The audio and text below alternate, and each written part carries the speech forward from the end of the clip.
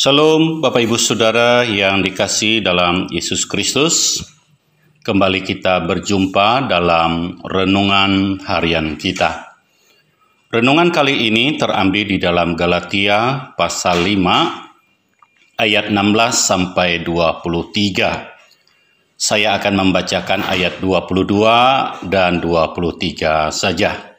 Demikian firman Tuhan. Tetapi buah roh ialah kasih, sukacita, damai sejahtera, kesabaran, kemurahan, kebaikan, kesetiaan, kelemah lembutan, penguasaan diri. Tidak ada hukum yang menentang hal itu.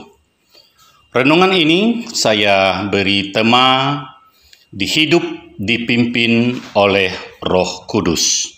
Saudara, tanaman yang dirawat dan dipelihara dengan baik akan menghasilkan buah yang baik. Prinsip yang sama berlaku pada kehidupan rohani kita. Ketika hidup kita dijaga dengan baik secara kerohanian dan benar, maka hidup kita pun akan berbuah, dan buahnya yang dihasilkan akan menyenangkan Allah dan sesama manusia.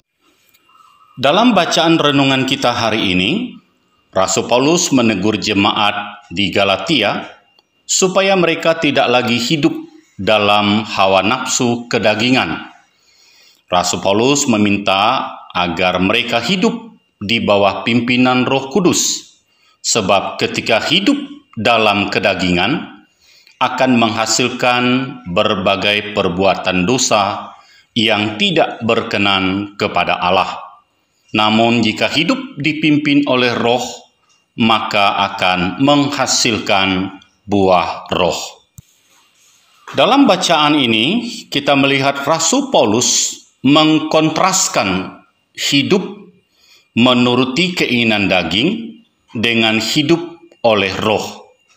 Hidup menurut keinginan daging adalah mengikuti hasrat, hawa nafsu, serta keinginan-keinginan duniawi yang bersifat merusak. Orang-orang yang melakukannya tidak akan mendapat bagian dalam kerajaan Allah. Sebaliknya, orang yang hidupnya dipimpin oleh Roh Kudus akan membuahkan sifat-sifat ilahi, yaitu buah-buah roh. Bagaimana caranya untuk hidup menghasilkan buah roh?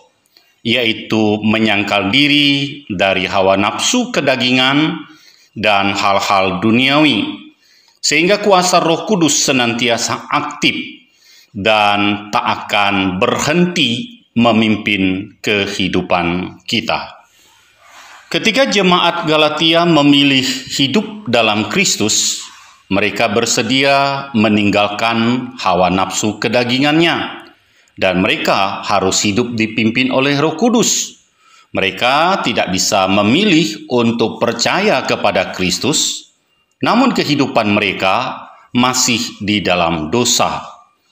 Pilihan mereka hanya dua, yaitu hidup dalam kedagingan dan menuai kebinasaan, atau hidup dipimpin oleh Roh Kudus yang menghasilkan buah roh dalam kehidupannya.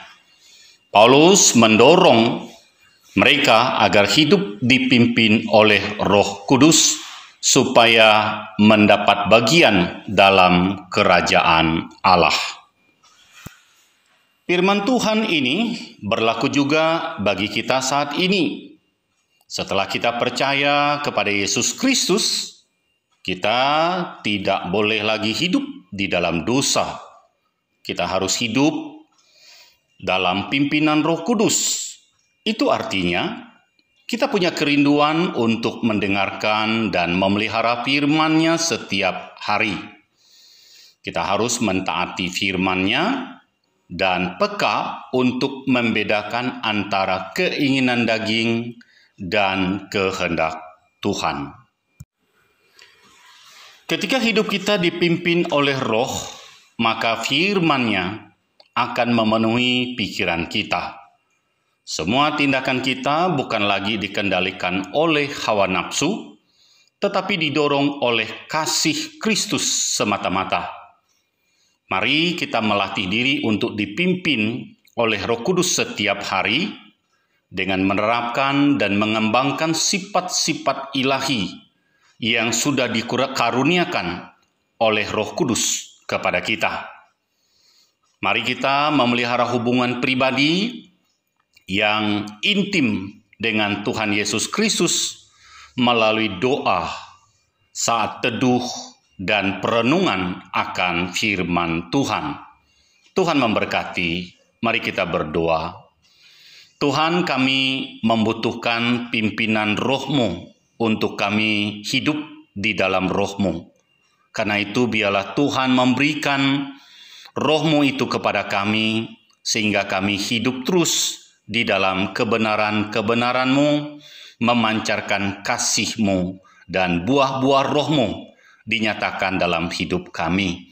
Tolong kami ya Tuhan untuk hidup seturut kehendak-Mu. Dalam nama Yesus kami berdoa bersyukur. Amin. Tuhan Yesus memberkati.